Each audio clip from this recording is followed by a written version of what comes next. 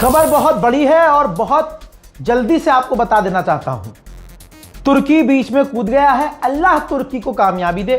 इस मामले में मैं तुर्की के लिए दुआ करता हूं। तुर्की के विदेश मंत्री, जी हां, बड़े मीडिया प्लेटफॉर्म को एक पता चला है और हमने ये खबर घसीट ली इधर, फौरन हमारे सूत्रों को ही पता चल गया। तो मामला ये है कि तुर्की के विदेश मंत्री बहुत मेहनत कर रहे हैं, यहां तक कि जंग बंदी की बात शुरू हो चुकी है। तुर्की के विदेश मंत्री अमेरिका और ईरान के ऑफिशियल से बात कर रहे हैं। तुर्की के ही विदेश मंत्री यूरोपीय यूनियन और यूरोप के दूसरे देशों से बात कर रहे हैं और इस जंग को बंद करवाने के लिए कोशिश कर रहे हैं। बीच में इजिप्ट भी है, इजिप्ट भी बीच में है, ठीक है। तो ये बातचीत छोटी नहीं है, बड़े लेवल पर हो रही है, कई बड़े देश इसमें शामिल हैं। अब जो चैलेंज है वो ये कि डोनाल्ड ट्रंप को अपनी इज्जत मतलब प्यारी है कि भैया ऐसा ना हो कि इस बातचीत, ये जो बातचीत करवाई जा रही है, इसमें हमें झुकना पड़ जाए। और 1 इंच भी अगर अमेरिका झुका तो पूरी दुनिया अमेरिका पर हंसेगी, ऐसा मानना है डोनाल्ड ट्रंप का। अच्छा, ईरान की इस वक्त जो इमेज है वो ये सोच ये है कि हमने तो अपना सब कुछ खो दिया और ईरान हम इस वक्त सुपर पावर हैं, बिना परमाणु के सुपर पावर हैं, तो हम अमेरिका की बात नहीं मानेंगे, अमेरिका की शर्तें नहीं मानेंगे। अमेरिका ने जो शर्तें रखी हैं, जो मैंने कल वीडियो में बताई थी, वो बिल्कुल ऐसी हैं जैसे पिछले कई साल से इजराइल हमास के सामने शर्त रख रहा था कि मेरी ये शर्त मान लो तो हम बमबारी बंद कर देंगे। यानी शर्तें ऐसी रख रहा था कि हमास ना माने और इजराइल को मौका मिले उस नरसंहार को बढ़ाने का। तो ट्रंप ने भी जो शर्तें रखी हैं वो ऐसी रखी हैं ईरान के सामने कि ईरान वो माने ना, और अगर ईरान मान ले तो लोग कहेंगे इतनी शहादत देने का फ़ायदा क्या। ये चैलेंज है, लेकिन उम्मीद है कि अल्लाह जो है कोई हल निकाले, क्योंकि देखिए जंग से किसी का फ़ायदा नहीं है। जंग का सबसे बड़ा नुकसान ये होता है कि जो देखने वाला होता है उसको ज़रा सा मज़ा आता है और थोड़ी देर बाद उस जंग की धूल गुबार उसके मुंह पे भी नज़र आती है। गैस, तेल, ईंधन, पेट्रोल, महंगाई, सबके लाफड़ हमें भी पड़ रहे हैं। तो कोशिश यही है कि ईरान की जीत हो और ऐसी जीत हो कि ये जंग भी बंद हो जाए और दुनिया में शांति अमन आए। उधर जहां अमेरिका और इजराइल ऐलान कर चुके, बाकायदा नेतन्याहू ने सामने आकर ऐलान किया कि हमने ईरान की मिसाइलों को बेकार कर दिया है, ईरान अब हमला नहीं कर पा रहा है। हजरात, ये बात नेतन्याहू ने 3 दिन पहले कही थी। 3 दिन गुजर चुका है, ईरान धपाधप इजराइल के अंदर मिसाइलें मार रहा है और ईरान की मिसाइलें गिरती हुई नजर भी आ रही हैं। तेल अवीव और दूसरे इलाकों में जो मिसाइलें ईरान की कुछ घंटे पहले गिरी है, मंजर देखिए।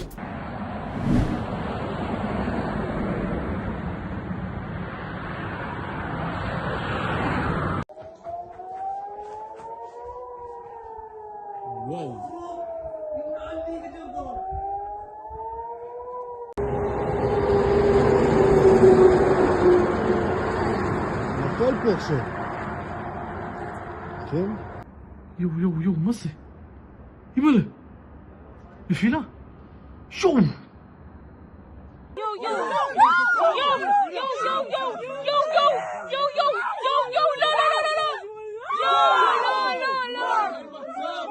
Oh my god. זה לא יורד ממנו. זה נפל אחוז שרמוטה. וואו, זה לא אחוז שרמוטה. אימא'לה, זה נפל אחוז שרמוטה. זה יורד, אם יש פיצוץ. זה ממש יורד. אוריאן, בוא רגע. זה לא יורד. זה ממש נפילה. मोहतरम हजरात, ये आपने ईरान की मिसाइलों का असर देखा। अब इसके बाद जब ईरान की मिसाइलें गिर गईं, फट गईं और उसके बाद इजराइल में जो तबाही मची है, जिसे इजराइल छुपा रहा है, मुलाजा फरमाइए। אין שם בתים פרטיים, יש שם בניינים. אבל קטנה ננסה להשיג טלפון מודיע.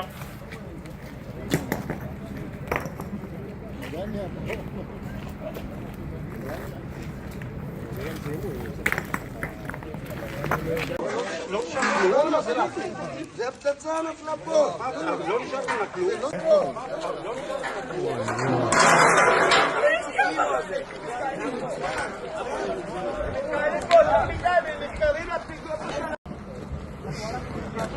ירקון 407, גם אנחנו ממשיכים יותר צרוד עליון. שלי, אתכם אני אבטל. 407 מ-40. راس حرب هذا النزل.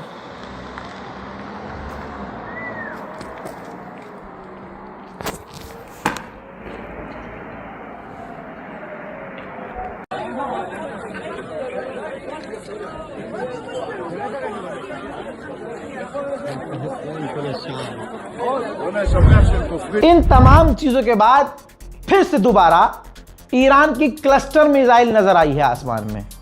अब क्लस्टर मिसाइलों को इजराइल आधिकारिक तौर पर ऐलान करके बता चुका है कि हम तो रोक ही नहीं रहे थे। बहाना यह दिया कि ये हल्की मिसाइलें होती हैं, इसके वॉरहेड बहुत सारे होते हैं, नुकसान कम करती हैं। हालांकि नुकसान इसी मिसाइल ने कितना किया है वो आप जानते हैं।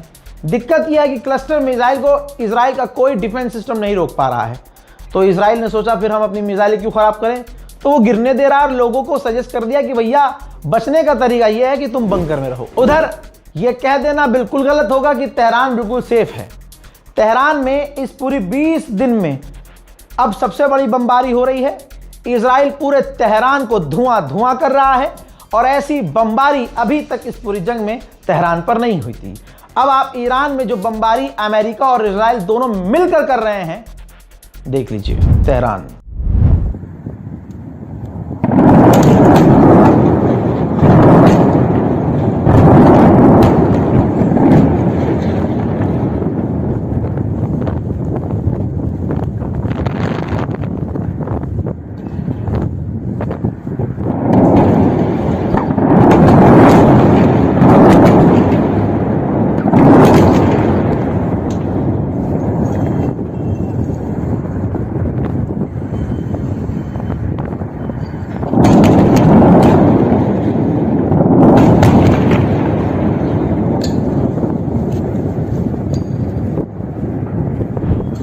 इन तमाम चीज़ों के बीच शूट करने के दौरान ही मेरे पास अपडेट आ रहा है कि यूएई और बहरीन और अरब के अंदर भी कई जगह धमाकों की आवाज़ सुनाई दी है। मुझे ईरान के स्पोक पर्सन, IRGC के स्पोक पर्सन का और ईरान के विदेश मंत्री का बयान याद आ रहा है, जिसमें उन्होंने कहा था, अभी कल भी कहा था और आज भी दिन में कहा, गुजरा हुआ जो दिन था, रात में भी कहा उन्होंने कि इजराइल के आसमान पर अब हमारा कंट्रोल है, हम जो चाहें जैसे चाहें हमला कर सकते हैं। अब फादरलैंड मानने वाले अंधभक्त जो उसे फादरलैंड मानते हैं वो नहीं मान रहे, ऐसा नहीं हो सकता पापा, फादरलैंड वो गोप गोप नहीं हो सकता। ठीक,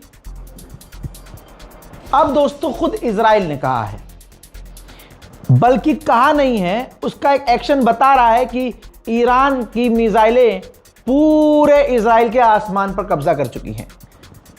इजराइल ने बेन गुरियन इंटरनेशनल एयरपोर्ट पर लिमिट लगा दिया है कि सिर्फ पूरे एयरपोर्ट पर 1 घंटे में एक जहाज आएगा और एक ही जहाज जाएगा, क्योंकि हवा में ईरान की मिसाइलें कभी भी आ रही हैं।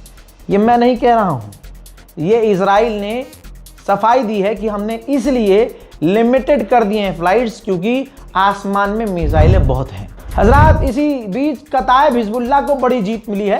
कताइब हिजबुल्लाह इराक का वो संगठन है जो ऑब्वियसली हिजबुल्लाह और ईरान से जुड़ा हुआ है।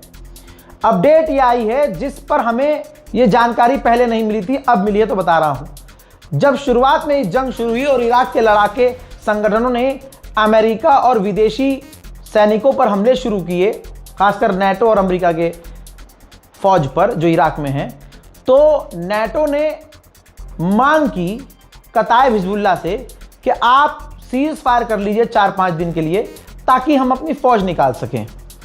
तो उसके बाद आपने देखा कि नेटो की फौज पूरी तरह से इजराइल से बाहर निकल गई और अभी भी बचे कुछ कुछ सैनिक निकल रहे हैं।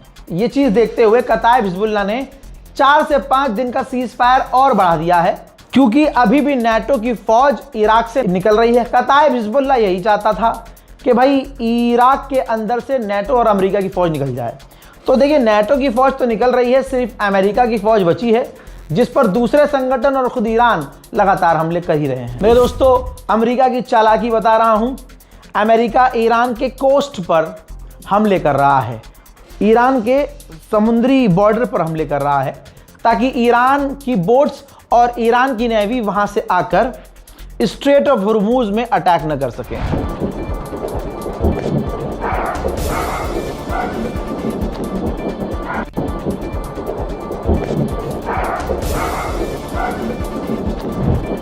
भाई, जैसे ईरानी खेल रहे हैं और IRGC जैसा खेल रहा है, दुनिया को मजा आ रहा है। खुद इजराइल को फादरलैंड बोलने वाले भी पछता रहे हैं, दीवार में सर मार रहे हैं, मूत पी रहे हैं बासी मुंह, तब जाकर वो नशे में उनका दिन गुजर रहा है। ये देखिए, IRGC ने मिसाइल के ऊपर लिखा F-35 स्टेल्थ है क्वेश्चन मार्क।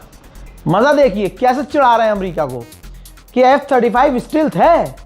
हाँ, शायद स्टेल्थ F-35 नहीं, स्टेल्थ मैं हूं, यानी मिसाइल ईरान की स्टेल्थ है और अमेरिका का टॉप फाइटर जेट जो 35 से 30 साल में अमेरिका ने बनाया था और कहा था ये स्टेल्थ है, नजर नहीं आता।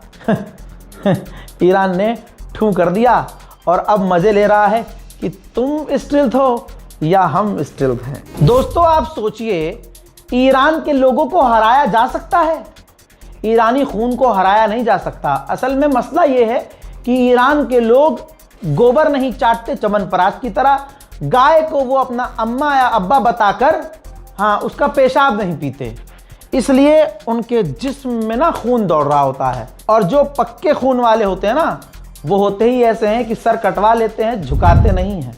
ये देखिए, ईरान में जो स्टोर्स हैं, जो दुकानें हैं, ज़्यादातर अपने हाथ से लिखा है उन्होंने कि पैसा नहीं है आपके पास, कोई बात नहीं है, आपको स्टोर से जो चाहिए ले जाइए, आके पैसा जंग के बाद दे दीजिएगा।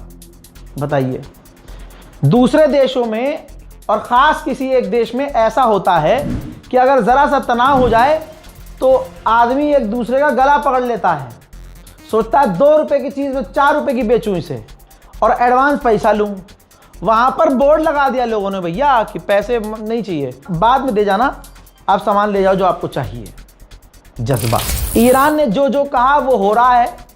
क्रूड ऑयल के प्राइस 114 प्रति बैरल पहुंच चुका है।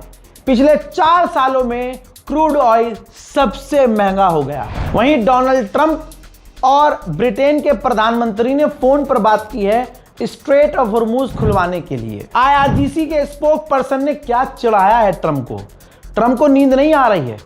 ट्रंप अपनी स्पेशल मिसाइलों से इन्हें ढूंढ रहा होगा। दोस्तों, डोनाल्ड ट्रंप को IRGC के स्पोक पर्सन ने कहा, अंग्रेजी में पहला बयान दिया, hey Trump, you are fired, you are familiar with this sentence, thank you for your attention to this matter. दोस्तों, जैसे डोनाल्ड ट्रंप अपना कोई बकर बकर लिखता है और नीचे लिखता है thank you for your attention लिखता है, ठीक उसी लहजे का इस्तेमाल IRGC ने किया और डोनाल्ड ट्रंप का मजाक उड़ाया। Hey Trump, you are fired. You are familiar with this sentence. Thank you for your attention to this matter. The central headquarters of Khatam al-Anbiya. अब आप सोचिए फादरलैंड की हालत कितनी बुरी है। एक भारत के अंदर जानवर है लंगड़ा त्यागी, वो मथुरा में जाकर आतंक मचा रहा था, यूपी पुलिस ने अच्छे से पेल दिया है। ठीक, उसने स्पेशल वीडियो बनाया था, मर गया बाप, मर गया खामनाई, मर गया बाप। हजरत, पता चला आपको उन्हीं का बाप मर गया। इसे कहते हैं जैसे को तैसा, इसे कहते हैं कर्मा, इसे कहते हैं जैसा करोगे वैसा भरोगे। वहां तो बाप मर गया और इधर इजराइल को जो फादरलैंड बताकर उसका लैंड चूम रहे थे, लैंड चूम रहे थे। दोस्तों, फादरलैंड की हालत इतनी खराब है कि इजराइल 85 साल पुराने बम इस्तेमाल कर रहा है। 6 डे वॉर, जब अरब देशों की इजराइल से जंग हुई थी, तो उस जमाने में, उस जंग में इजिप्ट पर बम गिराने के लिए जो बम बनाए थे इजराइल ने, इतने पुराने, अब इजराइल उनका इस्तेमाल कर रहा है ईरान पर बमबारी करने के लिए। मतलब इजराइल के पास बम भी अब खत्म हो रहे हैं। जहां प्रोपेगेंडा चल रहा है और डोनाल्ड ट्रंप ने कहा था कि ईरान में जो भीड़ है ये एआई से बनाई जा रही है, भाई ईरानियों ने ऐसा जवाब दिया है कि डोनाल्ड ट्रंप का मुंह मछली जैसा जो है, सफेद मछली जैसा गुलाबी सूअर का मुंह बंद हो गया है। ईरान की जनता हर दिन बिना डरे सड़कों पर अपनी सरकार के समर्थन में अपने मुल्क को बचाने के लिए सड़कों पर है।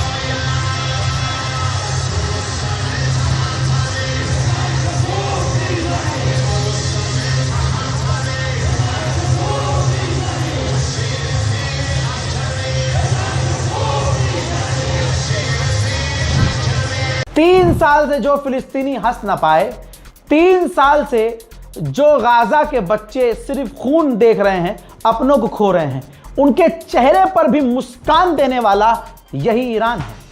जब ईरान की मिसाइलों को गाजा के बच्चों ने, फिलिस्तीन के बच्चों ने इजराइल पर जाते देखा तो खुशियां मना रहे हैं।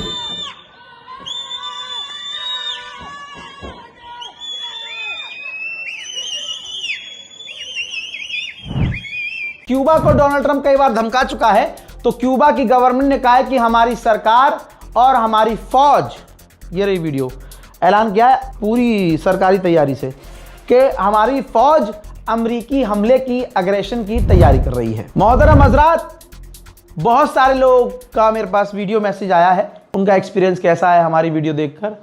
तो वो स्पेशल वीडियो ऑब्वियसली मैं यहाँ इस चैनल पर नहीं डाल सकता, क्योंकि यहाँ खबर तो वो चैन टूट जाएगी। लिहाजा मैंने अपने दूसरे चैनल रज़ाग्राफी व्लॉग पर वो वीडियो अपलोड किया है।